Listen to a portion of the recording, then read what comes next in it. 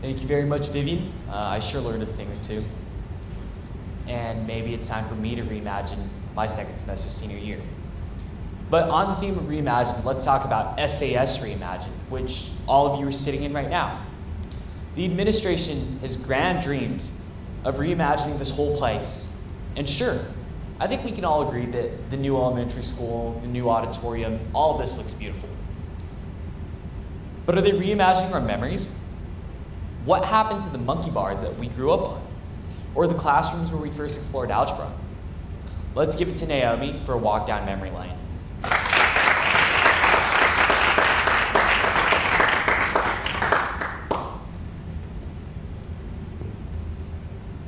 Close your eyes.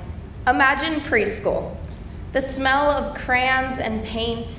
Imagine playing on the tire swing and in the sand pit.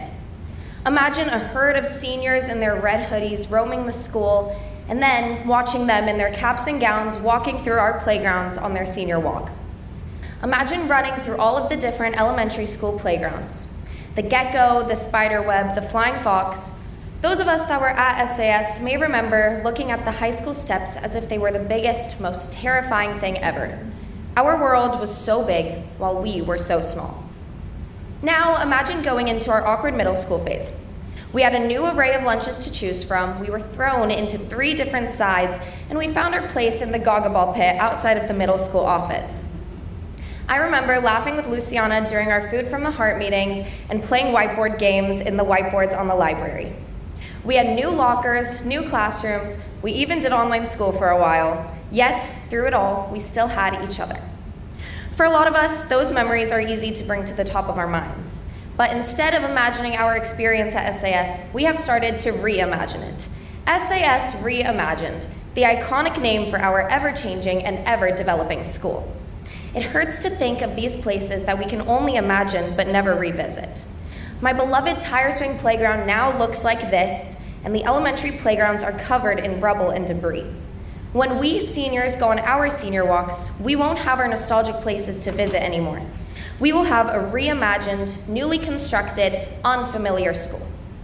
Let's take a look at some of the physical changes that we have already witnessed.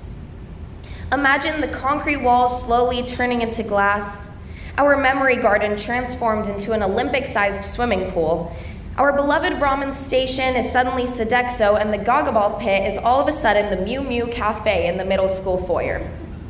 Imagine the stands in which we used to sit and watch the swim and football events magically turn into a deserted island in which we call the Perch.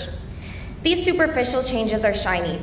They glisten and they catch our attention. Don't get me wrong, a lot of these provide amazing opportunities that we should all be grateful for, but I want us to imagine one more thing. Imagine what our school would be without those changes. Who would we be if we were sitting in an older, concrete classroom with one fewer furnished dining space? Would we be any different? I'd argue not. We would be the same people chasing the same futures. Why?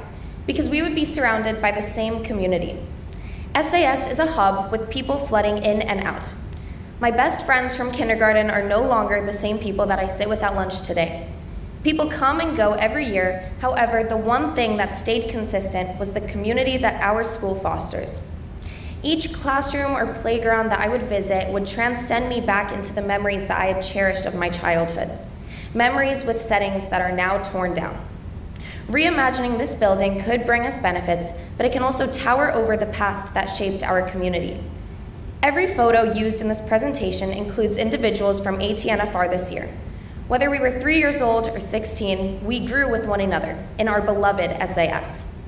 So I ask why? Why must we continue to reimagine this school when the place that shaped us was already here? Or at least how? How will we continue to keep our community alive when when our home is continuously changing? The classrooms in which we study may have changed physically, but we underwent much deeper changes. We found ourselves in the community, our SAS family. It is time to shift our attention away from the new SAS and onto the real SAS. The term reimagine means to have a new idea about something familiar. So I want us to try this reimagining thing. Let's reimagine what actually matters. Let's think about if these changes are actually bettering our community. Whether or not we can swim in a 50-meter pool, our foundation has remained consistent: the people, the education, and the community.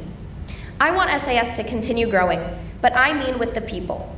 I want us to learn to invest in the community as much as we have invested in our architecture. Concrete builds buildings. We build community. If I went back and imagined my first day at SAS, I would not remember the buildings that I was in. I wouldn't think of whether or not I could see past the walls around me. I think of who was standing beside this little girl every step of the way. I think of the teachers who guided me and the friends who supported me.